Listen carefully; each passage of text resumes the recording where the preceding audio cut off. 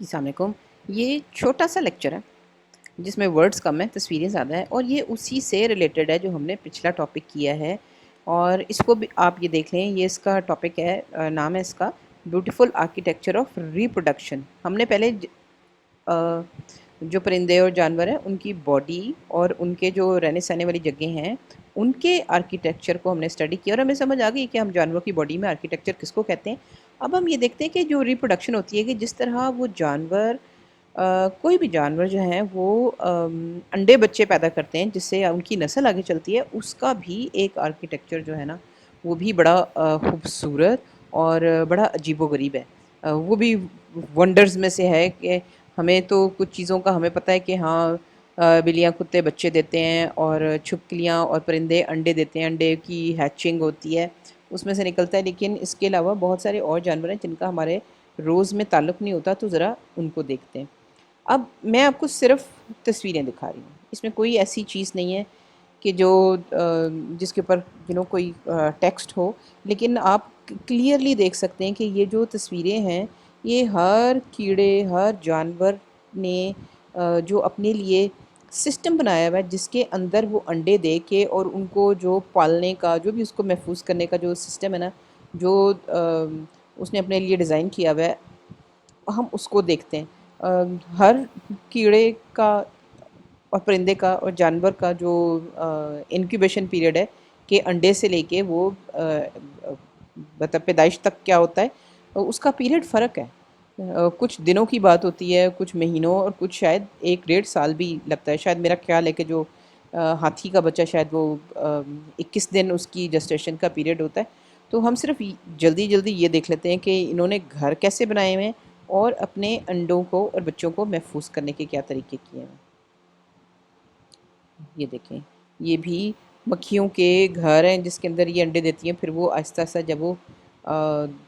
انڈے کی different stages سے نکلتے ہیں تو وہ اس کی کیسی شکل ہوتی ہے۔ یہ دیکھیں، یہ میرے خیال میں کوئی مینڈک ٹائپ کوئی چیز ہے جس کے انڈے ہوتے ہیں، اور وہ اس کی باڈی سے جب نکلتے ہیں تو یہ اسی طرح جیلیٹن ٹائپ چیز میں جڑے ہوئے ہوتے ہیں۔ اب یہ دیکھیں، یہ بھی آرکیٹیکچر اس طریقے سے ہے کہ دیکھیں اس کو اس کی باڈی میں سے نکال کے محفوظ طریقے سے پانی میں ڈالنے کا جو سسٹم ہے نا، وہ جس طریقے سے قدرت نے ڈیزائن کیا ہوا ہے، اس کے مٹیریل، اس کا حساب کتاب، اس کو ہم کہہ رہے ہیں کہ آرکیٹیکچر ہے۔ مقصد یہ ہے کہ جتنے بھی انڈے، ہر جانور اور پرندے کی کوشش ہوتی ہے کہ جتنے بھی وہ انڈے پروڈیوس کرے وہ سب کے سب اس میں سے بچے نکل آئیں، لیکن ایسے ہوتا نہیں ہے۔ بہت سارے جانوروں کی جو ریشو ہوتی ہے، مچھلیوں کی، مینڈکوں کی، پانی میں جو چیزیں ہوتی ہیں ان کی خاص طور پہ، کہ ان کے کچھ ہی پرسنٹ، کوئی 10-20% ہی جو ہیں انڈے، وہ بچے ایڈلٹ تک پہنچتے ہیں، اس سے پہلے ہی وہ ضائع ہو جاتے ہیں یا دوسرے جانور اس کو کھا لیتے ہیں۔ یہ دیکھیں، یہ بھی مینڈک ہیں کچھ جن کے انڈے اس طریقے سے جیلیٹن میں جڑے ہوئے ہوتے ہیں تاکہ وہ کلسٹر کی طرح جو ہے وہ رہیں، اور الگ الگ ہو کے بالکل ہی غائب نہ ہو جائیں۔ اور دوسری بات ہے، بالکل الگ ہوں گے تو پھر ان کو ہیچ ہونے میں اور ان کی حفاظت میں بھی جو ہے وہ مسئلہ ہوگا۔ اب یہ دیکھیں، انڈے کے اندر کس طریقے سے پیدائش ہو رہی ہے، ڈیولپمنٹ ہو رہی ہے ایمبریو کی۔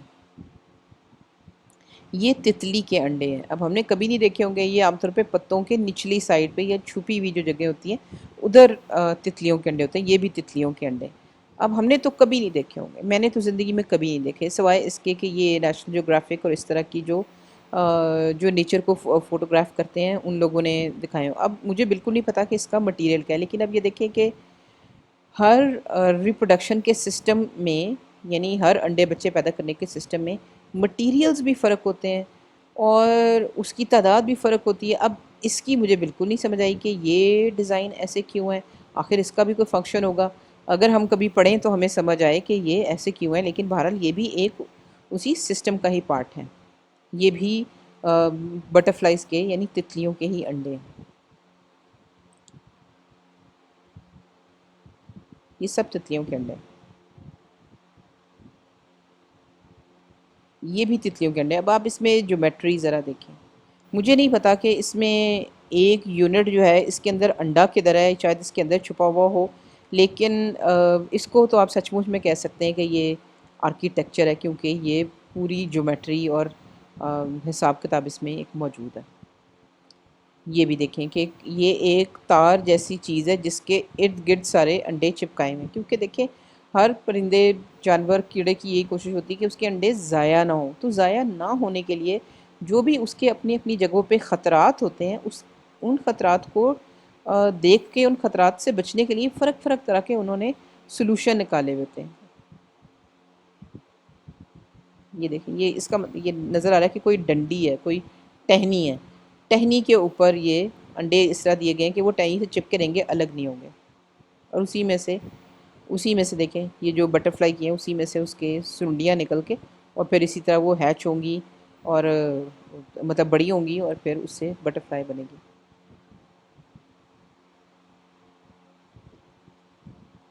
یہ بھی مختلف انڈے کیڑوں کے، یہ دیکھیں یہ اب کمال تصویر ہے، کیونکہ یہ میرے خیال میں کسی مینڈک فیملی کی چیز ہے جس کے انڈے ہیں اور اس کے اوپر دیکھیں مچھر بھی بیٹھا ہوا ہے۔ اب یہ مٹیریل کیا ہے مجھے نہیں پتا، اور یہ ٹرانسپیرنٹ ہے، باہر نظر آ رہا ہے، یہ بھی کمال کی چیز ہے، لیکن اوبیسلی یہ مائکرون فوٹوگرافی جو ہے وہ مائکرون کیمرہ سے کی ہوئی ہے، تو اس لیے آپ کو اتنا کلیئر اتنی چھوٹی سی چیز بڑی ہو کے نظر آ رہی ہے۔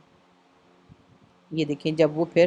انڈے میں سے سنڈی جس کو آپ کہتے ہو وہ بنتی ہے، جیسے لاروا پیوپا یہ جو سٹیجز ہوتی ہیں انڈے کی، تو یہ سنڈی کا کلوز اپ ہے۔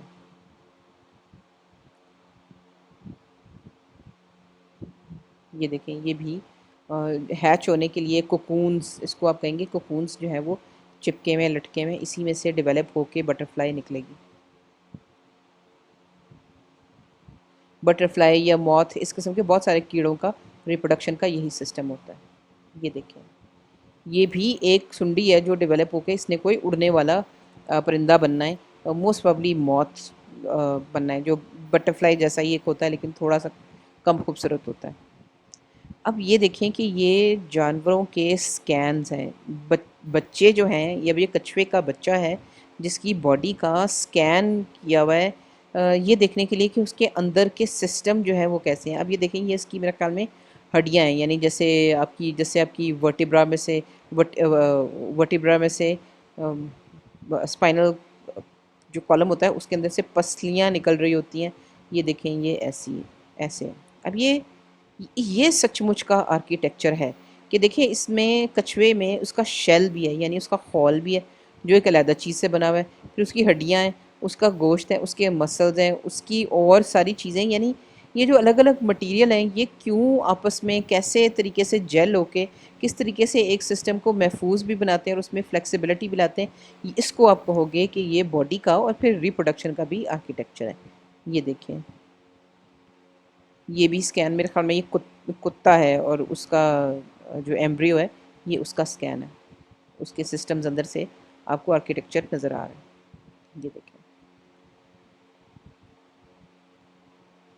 یہ دیکھیں یہ چوزا زردی سے جس طرح ڈیولپ ہو کے نکل رہا ہے، جس طرح خوراک لیتا ہے، یہ اس کی تصویر ہے۔ اب عام طور پہ تو ہمیں یہ نہیں نظر آتی، لیکن یہ ہم اس کو اس وقت خوبصورتی بدصورتی کے پوائنٹ آف ویو سے نہیں دیکھ رہے، اس طریقے سے دیکھ رہے ہیں کہ کس طرح انڈے جو ہوتے ہیں اس میں سے ڈیولپ ہو کے بچے نکلتے ہیں، اور اس کا پورا سسٹم جو ہے وہ کس قدر ایک مشکل سلوشن ہے جو کہ اللہ میاں نے بنا کے رکھا ہوا ہے، اور ہر جانور کے لیے الگ الگ ہے۔ اور یہی اصل میں اس کی اصل جو خوبصورتی ہے اس سارے پروسیس کو دیکھنے کی، وہ یہی ہے کہ ایک ایوولوشن کے سسٹم میں اور ایک قدرت کے سسٹم میں اللہ میاں نے مسئلے کس قدر زبردست طریقے سے حل کیے ہیں، اور اس جو مکینیکل سسٹم ہے جس کے ذریعے یہ چیز بن کے کامیاب ہو کے نکلی ہے، اور ناٹ اونلی مکینیکل بلکہ نیوٹریشن کا بھی جو سسٹم ہے، جو بایولوجی کا سسٹم ہے، جو غذا کا ایک جگہ سے دوسری جگہ پہ ٹرانسفر ہونے کا سسٹم ہے، کہ وہ یہ بچے پرندے کے یا کیڑے کے بچے کھانا تو نہیں کھا رہے، لیکن ان کے انڈوں میں سے ہی غذا